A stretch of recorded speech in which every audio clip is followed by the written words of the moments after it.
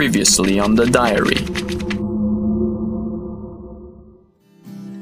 Jessica's story was on the evening news earlier today. They talked about finding a dead body, etc. They're still waiting on the police report for the cause of death and things like that. There was no mention of Jessica at all. I know what this is. It's a necklace with a medallion, and it has a picture of me. My father gave me this when I was 5 years old. I don't know what's going on. I'm super confused. Do I have a twin sister? What does the R stand for? Ruby? Robin? Rita? Rebecca? Rachel? The older they get, the more I see it in them. One of them is an angel, the other one is pure evil. Mr. McConaughey died in an accidental fire while trying to save his twin daughters. Only the mother and one of the twins survived. When I was 5 years old, my dad would sometimes take us to visit my grandma. The road to my grandma's house was very sinusoidal, so he would speed up when approaching the crests. That twist inside my tummy was an unexpected reward. You're unaware of my past and what I'm capable of. Oh, but I am. You kissed me 4 weeks ago in the cab on the way to the hospital. You looked at me with your eyes filled with tears. You brushed my hair back with your hand, then told me everything would be just fine. And then you kissed me. One of my few memories from when I was little is from the time I went camping with my dad. I remember watching him start a fire with a certain kind of rock and some sticks. The following takes place on June 6, 2015. Dear Diary, today Jessica and I spent the day researching hypnosis. Basically, we want to know how come I can't remember anything related to my sister. I have no memories of her. Clearly, I can recall a few things from my childhood, but that didn't change the fact that I was surprised when I found out I had a twin sister, or that she was still alive for that matter. So, I laid on a couch in Jessica's basement.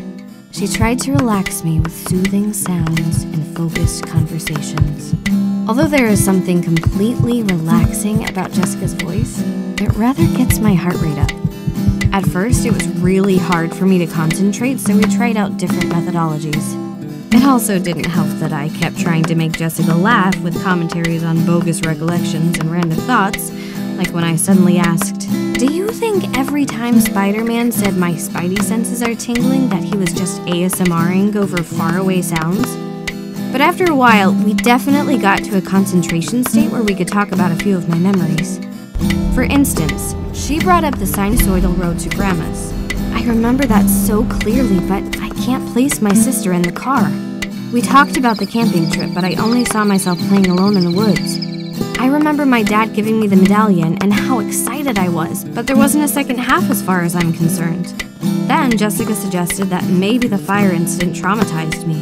Maybe I just suppressed the idea of having a sister that would want to hurt me this much, that is responsible for the death of my father. So I must have blocked it all out, pretended like she never existed, and just moved on with my life. In the end, my mom did the same thing. She got rid of her and of all her photographs.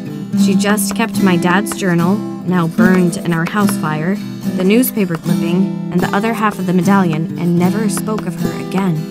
I would actually like to talk to her if I weren't so scared of her. I have a lot of questions for her.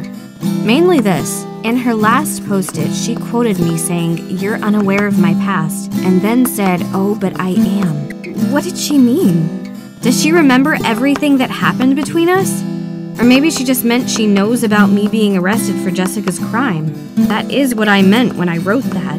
That story was in the news. She may have seen it. It also made me look like a bamf. Maybe she blames my mom's rejection on me. Maybe I did something to her that made her want to kill me. Maybe it was just good old-fashioned Cain and Abel type jealousy, you know? In the end, my dad did refer to one of us as an angel and the other one as pure evil. Maybe that drove her mad. It's the old chicken and the egg question, which came first? Whatever it was, I wish we could just talk about it. Because today is our birthday. We are both adults. We should settle this as such.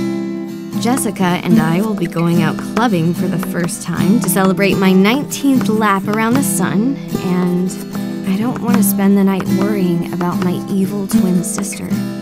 Love, C.